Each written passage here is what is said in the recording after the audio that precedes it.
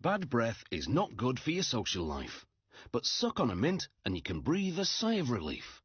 Mint sweets were first introduced in Britain in 1790, initially used to soothe indigestion.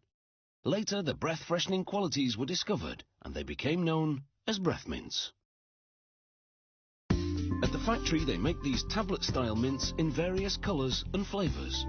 For a lime-flavoured mint, ingredients include sorbitol, a sugar-free sweetener, magnesium stearate, which acts as a binder, and lime oil for that refreshing flavour. They load measured amounts of the ingredients into a V-shaped blender.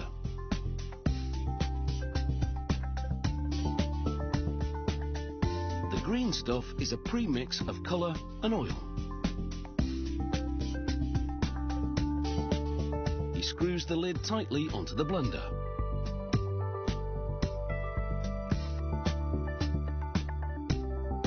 It tumbles the ingredients for 45 minutes. The magnesium stearate begins to bind the various elements. Then they mix blue and yellow pigment to produce a vibrant green one. The pigment is a booster to enhance the green colour of the mint and the lime flavour. After one more spin in the blender, the mixture is ready to be pressed. It flows out of the blender and into a bin.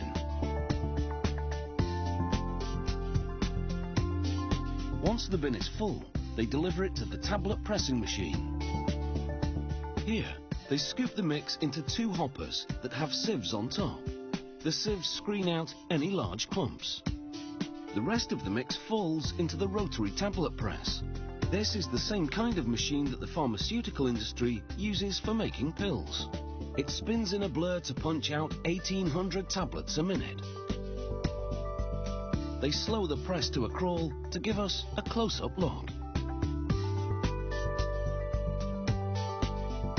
The granulated mixture flows in metered amounts into dies in the rotating wheel. Upper and lower punches meet in the dies to compress the ingredients.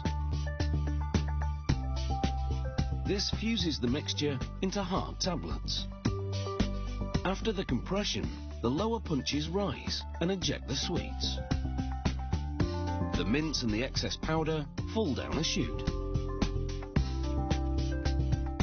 At actual speed, the machine churns out dozens of mints faster than the blink of an eye. The tablets and all the excess powder now flow into a perforated cylinder. As the cylinder rotates, the powder flies out of the holes and into the trough below. This is known as de-dusting. The mints, minus most of the excess powder, spill out into a container. Next, the mints ride a revolving table. This is a tablet counting system. As the mints exit the table, light sensors count out a preset amount of mints for packaging, in this case, 72 mints. A worker moves tins into position below the hoppers to capture the mints.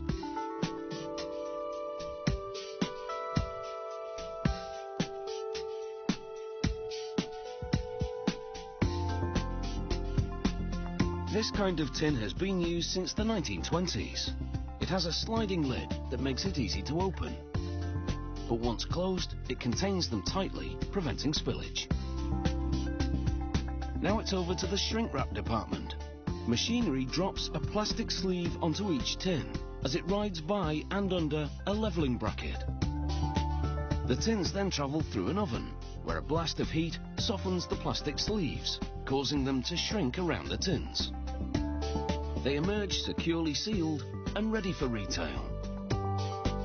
Today these sweets can come in exotic shapes, like these wine bottle mints.